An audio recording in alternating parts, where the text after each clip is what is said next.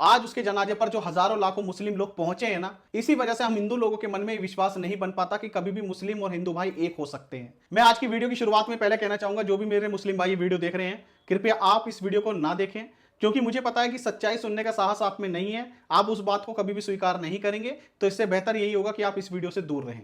मुख्तार अंसारी जैसा आतंकवादी, जिसके जनाजे में 1 लाख से ज्यादा मुस्लिम भाई इकट्ठे होते हैं, तो आप इसी से अंदाजा लगा लीजिए कि हमारे देश का स्तर कितना गिर चुका है। हमारे देश में जो मुस्लिम भाई रह रहे हैं, अगर उन्हें यह तकलीफ होती है कि हिंदू कभी उन्हें अपना नहीं मानता, जो भी हिंदू लोग मुस्लिम लोगों से नफरत करते हैं या उन्हें अपना भाई नहीं मानते, तो वो ऐसा क्यों ना सोचे। मुझे एक कारण आप बता दीजिए। जो भी एक आतंकवादी के जनाजे में इकट्ठे हुए हैं, वो क्या बताने का प्रयास कर रहे हैं? क्या वो आतंकवादी नहीं था?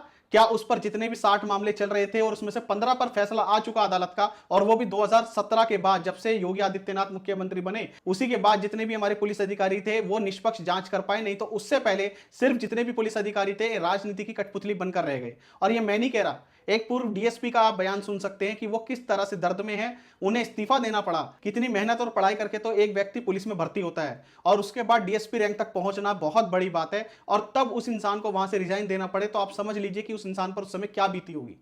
यह घटना 2004 की है।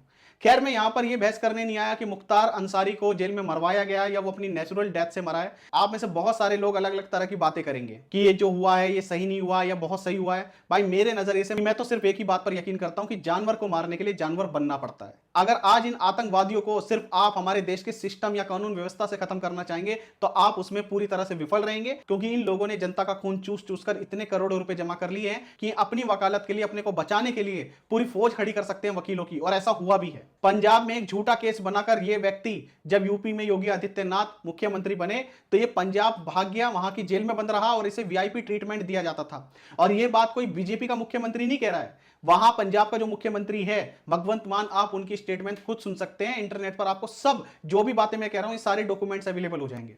उन्होंने खुद ये बात स्वीकार की है कि इस व्यक्ति को वीआईपी ट्रीटमेंट मिलता था। आप हमारी बात पर यकीन करें ना करें, जो भी बीजेपी समर्थक हैं, लेकिन आप उन लोगों की बात पर तो यकीन करेंगे जिनका बीजेपी से कोई लेना देना नहीं है, जो बीजेपी के विरोध में बयान देते हैं। 4 बार विधायक रहा है, सांसद रहा है। कैसे हुआ ये मुमकिन? सिर्फ वोटों की राजनीति से।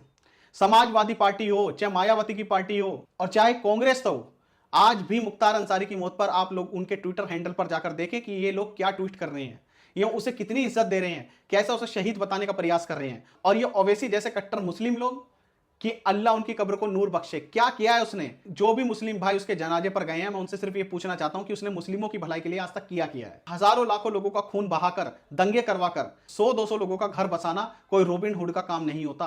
आज उसके जनाजे पर जो हजारों लाखों मुस्लिम लोग पहुंचे हैं ना, इसी वजह से हम हिंदू लोगों के मन में विश्वास नहीं बन पाता कि कभी भी मुस्लिम और हिंदू भाई एक हो सकते हैं। क्योंकि आज भी हमारे कुछ मुस्लिम लोगों के लिए देश से बड़ा धर्म है। चाहे उनकी कौम का कोई भी इंसान कितना भी गलत क्यों ना करे, लेकिन वो फिर भी उनकी कौम का रहेगा। वो अब्दुल कलाम की मौत पर नहीं पहुंचे। एपीजे अब्दुल कलाम भी तो मुस्लिम थे, अब्दुल हमीद भी तो मुस्लिम था, लेकिन उनकी जनाजे पर कितने लाख लोग पहुंचे, कितने हजारों लोग पहुंचे। मैं कहता हूं 500 लोगों की भी आपको गिनती नजर नहीं आएगी कि जब एपीजे अब्दुल कलाम मरे थे और वहां पर कितने मुस्लिम लोगों का जनाजा आपको देखने को मिला होगा। मैं अभी भी अपने हाथ जोड़कर अपील करता हूं अपने मुस्लिम भाइयों से, यदि आप अपनी कौम का, अपने बच्चों का, अपनी आने वाली पीढ़ी का भला चाहते हैं, तो अभी भी इस धर्म की राजनीति से ऊपर उठ जाइए। सिर्फ ये लोग आपका पागल बना रहे हैं, आपसे सिर्फ वोटों का लालच है इनका। इन चंद राजनेताओं को जिन्होंने आज तक मुख्तार अंसारी का सपोर्ट किया है या जो अभी भी उसके लिए ट्वीट कर रहे हैं, इन लोगों को आपसे कोई हमदर्दी नहीं है।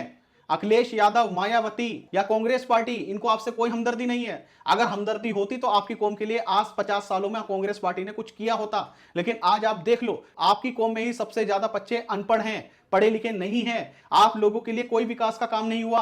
आप लोगों के साथ हमेशा सिर्फ वोटों की राजनीति की गई है, और इसी वजह से मुख्तार अंसारी को हर पार्टी ने हमेशा सपोर्ट किया है। मैं अपने मुस्लिम भाइयों से सिर्फ यही कहना चाहता हूं कि आप लोग किसी के कहे में मत आए, चाहे वो कोई पंडित बोलता हो, चाहे कोई मौलाना बोलता हो। आप सिर्फ अपने विवेक से काम लीजिए। भगवान ने हर इंसान को दिमाग दिया है। आपका दिमाग क्या कहता है? क्या एक आतंकवादी के जनाजे पर जाकर उसकी शहादत को सेलिब्रेट करना चाहिए? आप अपने बच्चे को क्या बनाना चाहते हैं? एपीजे अब्दुल कलाम बनाना चाहते हैं या मुख्तार अंसारी, अतीक अहमद जैसे लोग बनाना चाहते हैं? अगर आज आप मुख्तार अंसारी जैसे आतंकवादी के जनाजों पर खुद जाएंगे, अपने बच्चों को भेजेंगे, तो इससे पूरे समाज में बहुत गलत मैसेज जाएगा, और कल को आपके बच्चों को भी लगेगा कि मुख्तार अंसारी जैसे लोगों ने जो किया वो बिल्कुल सही किया। बाकी मेरा इरादा इस वीडियो के माध्यम से अपने मुस्लिम भाइयों को कोई ठेस पहुंचाना नहीं था। मैं सिर्फ उनकी आंखें खोलना चाहता हूं। इसी वजह से मैं अपनी वीडियो के माध्यम से उन्हें बार बार बताने का प्रयास करता हूं कि आज भी जो आपके आपके बच्चों को परवरिश मिल रही है या वो जिस माहौल में बड़े हो रहे हैं वो माहौल सही नहीं है।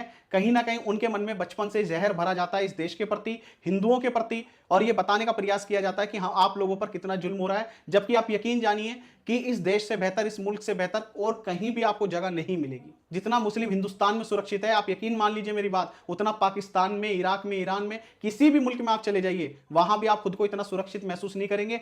फ्रीडम ऑफ स्पीच पर आप आज कुछ भी कह सकते हैं। इतने सारे मुस्लिम भाइयों की मैं वीडियो देखता हूं जो मोदी को ना जाने कितनी अनर्गल बातें कहते हैं, योगी आदित्यनाथ के बारे में गलत बातें कहते हैं, लेकिन उसके बाद भी वो इस देश में सुरक्षित है। उसका सबसे बड़ा कारण यही है क्योंकि ये जो हमारा देश है ये लोकतंत्र से चलता है। योगी और मोदी भी इस बात को बहुत अच्छे से जानते हैं कि मुस्लिम लोग कभी भी उन्हें का सपोर्ट नहीं करते, लेकिन उसके बाद भी आप कभी भी उनका कोई भी बयान उठाकर देख लीजिए, कभी भी मुस्लिमों को अलग नहीं रखा, हमेशा सबके साथ और सबके विकास की ही बात की है। और आज भी चाहे आप यूपी हो, चाहे दिल्ली हो, चाहे आप कहीं भी किसी भी प्रांत में चले जाएं, जब बीजेपी पूरी तरह से मेजोरिटी में है, आप चाहे राशन की दुकान पे चले जाएं, चाहे अस्पतालों में चले जाएं, चाहे जहां मर्जी चले जाएं, वहां पर हिंदू कम और मुसलमान ज्यादा दिखाई देंगे, लेकिन उसके बाद भी कभी भी उनके साथ भेदभाव नहीं किया गया। भले ही आप किसी को वोट दे ना दे, उससे मेरा कोई मतलब नहीं है, लेकिन आप अपने लिए एक ऐसी सरकार चुने जो केवल आपका वोट बैंक पाने के लिए आतंकवादियों को सपोर्ट ना करती हो। बाकी मित्रों, आप लोगों की इस बारे में क्या राय है कमेंट बॉक्स में अवश्य बताइए। यदि आपको मेरी बात अच्छी लगी हो तो वीडियो को लाइक करें और चैनल को सब्सक्राइब करें। धन्यवाद। जय हिंद।